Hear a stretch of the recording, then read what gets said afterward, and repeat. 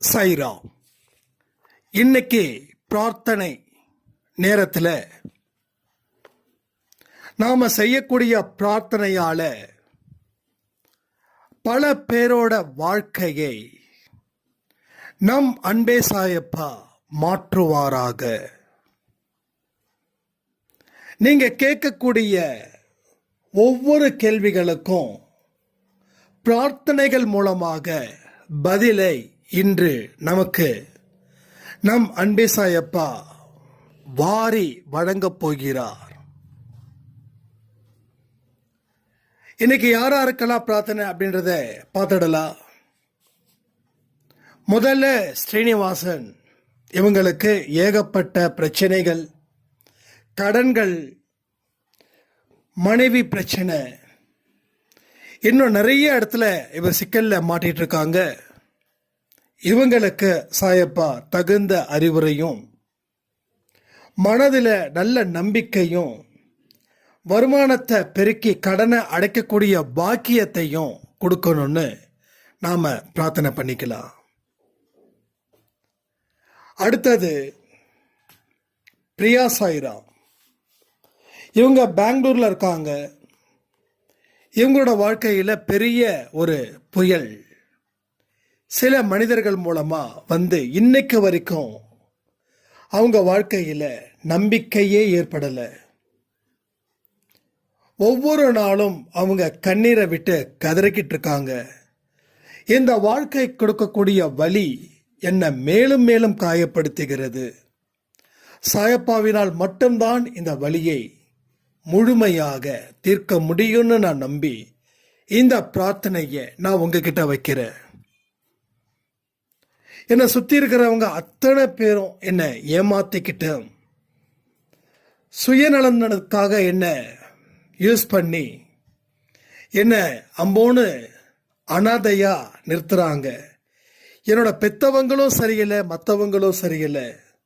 சாயப்பாவை முழுமையாக தஞ்சம் அடைந்திருக்கிற எனக்கு சாயப்பா தான் எனக்கு வாழ்க்கை கொடுக்கணும் அப்படின்னு பிரியா சாய்ராமுக்காக ஒன்று சொல்கிறேன். மனிதர்களை நேசிக்கிறது தப்பு இல்லை, மனிதரை நம்புறது தப்பு இல்லை, மனிதனை முழுமையாக நம்புறது தான் தப்பு. அதனால் இனி அந்த தவறை செய்யாதீங்க, மனிதரை நேசியுங்கள். எல்லாம் வல்ல சாயப்பா உங்கள் குடும்பத்தில் நிச்சயமாக ஒரு வெற்றி தீபத்தை ஏற்றட்டும். அடுத்த சாய்ராமுடைய நேம் வந்து சௌந்தர்யா. இவங்களுக்கு மேரேஜ் ஆகி 10 years ஆகுது. இதுவரைக்கும் குழந்தை பாக்கியம் இல்லை. கணவர் 2வது திருமணத்திற்கு தயாராக இருக்கிறாரு. சௌந்தர்யா சாய்ராமுக்கு பெற்றோர்கள் இறந்து போயிட்டாங்க. ஒருவேளை 2வது திருமணம் அவங்க செஞ்சாங்கன்னா இவங்க வாழ்க்கை கேள்விக்குறியா மாறிடும் இல்லையா? அதனால இவங்களுக்கு மன அழுத்தம் அதிகரித்து வலிப்பு வரைக்கும் போயிடுச்சு. சாயப்பா முதல்ல அவங்க வலிப்பு நோயை தீர்க்கணும், 2வது மனசில் அமைதியை ஏற்படுத்தணும், அடுத்தது வயிற்றில் குழந்தைய உருவாக்கணும். இது எல்லாமே சாயப்பாவினால நிச்சயமா முடியும். நம்ம சௌந்தர்யா சாய்ராம் இன்னும் 1 வருஷத்துக்குள்ள நல்ல செய்தியை நம்ம அன்பே சாய் குடும்பத்துக்கு கொடுக்கணும்னு நம்ம எல்லாரும் பிரார்த்தனை பண்ணிக்கலாம். அதே போல் சௌந்தர்யா சாய்ராமுக்கு தனிப்பட்ட முறையில் ஒரு சின்ன வேண்டுகோள். மன அழுத்தம் உயிரை கொள்ளாது, உங்களை கொஞ்சம் கொஞ்சமாக அழிக்கும். அதனால் எதை பற்றியும் கவலைப்பட வேண்டாம். கடவுள் நம்மளை இந்த உலகத்துக்கு கொடுத்துருக்கிறாரு. நாம் எவ்வளவு சிறப்பாக செய்ய முடியுமோ அந்த சேவைகளை சிறப்பாக நீங்கள் செஞ்சிடுங்க. நீங்கள் மீண்டு வரணும், முயற்சி எடுக்கணும், முடிவு நல்ல வெற்றியை கொடுக்கும். உங்களுக்காக நாங்கள் பிரார்த்தனையை இன்னைக்கு வைக்கிறோம். அடுத்த சாய்ராம் ஆகாஷ். இவர் டெல்லியில் ஒரு ட்ரைனிங் அட்டன் பண்ணிட்டு இருக்காங்க. அங்கே இருக்கக்கூடிய சுப்பீரியருக்கும் இவங்களுக்கும் ஏகப்பட்ட மனக்கசப்பு. நல்ல ஒரு போஸ்டிங் நான் வந்தால் தான் என் குடும்பத்தை காப்பாற்ற முடியும், நான் எவ்வளவுதான் நல்லது செஞ்சாலும் என்னுடைய சுப்பீரியர் என்ன எப்போ பார்த்தாலும் 4 பேர் முன்னாடி என்னை அசிங்கப்படுத்திக்கிட்டே இருக்காங்க. நான் ஒர்க் பண்ண இடம் நல்ல அமைதியான ஒரு ஆரோக்கியமான இடமா எனக்கு அமையணும். அதுக்காக தயவு செய்து எனக்காக பிரார்த்தனை பண்ணுங்க. நான் சம்பாதிச்சாதான் என்னோட குடும்பத்தை காப்பாற்ற முடியும். என்னுடைய தங்கச்சியை கல்யாணம் பண்ணி கொடுக்க முடியும். அப்பா இல்லாமல் இருக்க, அம்மா மட்டும்தான். அம்மா இப்போ வரைக்கும் கஷ்டப்பட்டுட்டு இருக்காங்க. ஒட்டுமொத்த குடும்ப பாரமும் என்கிட்ட தான் இருக்குது.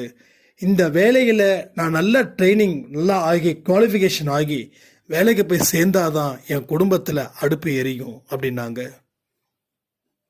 கண்டிப்பாக சாய்ராமுக்காக நம்ம ப்ரே பண்ணிக்கிறோம். அதே போல் உங்ககிட்ட தனிப்பட்ட முறையில் ஒரு விஷயம் சொல்கிறேன். முதல்ல உங்கள் சுப்பீரியர்கிட்ட என்ன பிரச்சனைன்னு அவர்கிட்ட கொஞ்சம் தயவு செய்து கேட்டு பாருங்க. அவர்கிட்ட சொல்லுங்க உங்கள் குடும்ப சூழ்நிலை. சார், என்னால் கண்டிப்பாக உங்களுக்கு எந்த பிரச்சனையும் வராது. பட் நீங்கள் என்னை அதிகமாக தண்டிக்கிறீங்க. என் மனசு உடஞ்சி போயிடுச்சு சார். என்னை கொஞ்சம் கேர் எடுத்துக்கோங்க சார். எனக்கு யாருமே இல்லை சார் அப்படின்ற மாதிரி பேசுங்க. பேசுனாதான் நீங்கள் என்ன பிரச்சனையை நீங்கள் அவருக்கு கொடுத்தீங்கன்னு தெரியும். ஆனால் கண்டிப்பாக நீங்கள் பேசணும். ஓகே? ஸோ நல்ல விஷயத்தை கண்டிப்பாக சாய்ப்பா உங்களுக்கு செய்யட்டும். அடுத்தது நீலகண்டன். இவங்க ஒரு பிஸ்னஸ் ஆரம்பித்தாங்க. அது பெரிய லாஸில் போச்சு. மறுபடியும் வேலைக்கு போனாங்க. அங்கேயும் அவரால் ஸ்கோப் பண்ண முடியல. இப்போ என்ன பண்ணுறது ஏது பண்ணுறது, நான் பிஸ்னஸ் ஆரம்பிக்கலாமா வேண்டாமா ஒரு குழப்பத்தில் இருக்க.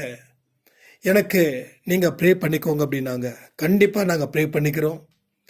முதல்ல வியாபாரத்தில் தோல்வி, மறுபடியும் வேலை செய்கிற இடத்துலையும் தோல்வின்னா நாம் அதற்கு தகுந்த ஒரு திறமையை வளர்த்துக்கலையோன்னு சந்தேகமாக இருக்குது. அதனால் முதல்ல ஒரு கம்பெனிக்கு வேலைக்கு போங்க. அது உங்கள் கம்பெனியாக நினச்சிக்கோங்க. உங்கள் திறமையை முழுசாக அதில் கொடுங்க. அதில் 5லேருந்து 10 வருஷம் ஒர்க் பண்ணுங்க.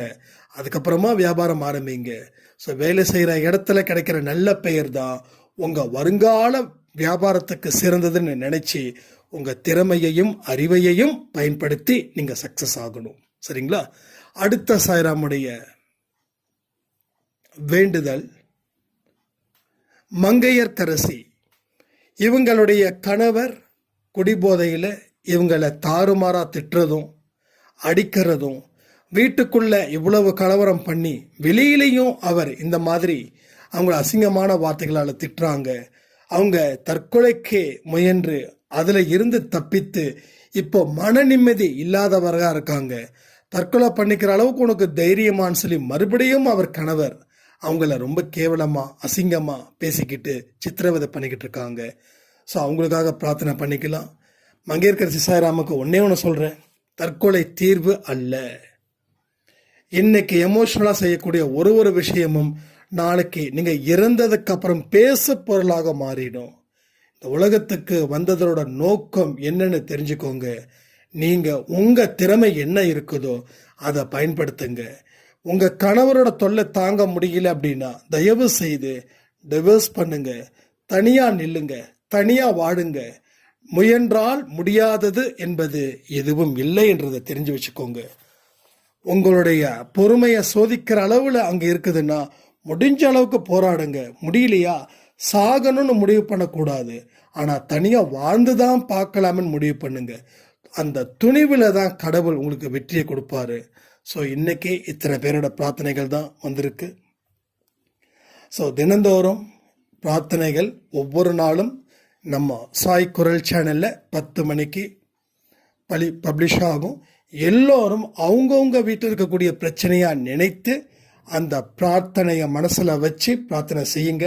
எல்லோருக்கும் நல்லதே நடக்கும். திரும்பவும் சொல்கிறேன், தற்கொலை எக்காரணத்தை கொண்டும் நீங்கள் செய்யக்கூடாது, முடிவு பண்ணக்கூடாது, ஏன் நினைக்கவே கூடாது. சரியா? என்னைக்கு சாகணும்னு முடிவு பண்ணுறோமோ அப்போ வாழணும்னு முடிவு பண்ணுங்க. நீங்கள் தனிச்சு நின்று வாழ்ந்தாலும் சந்தோஷம், இல்லை இதெல்லாம் பொறுத்து கொண்டு வாழ்ந்தாலும் சந்தோஷம். உங்களுடைய விருப்பம்தான் சாய்ப்பாட விருப்பம். ஆனால் முடிவு நல்ல முடிவாக இருக்கட்டும்.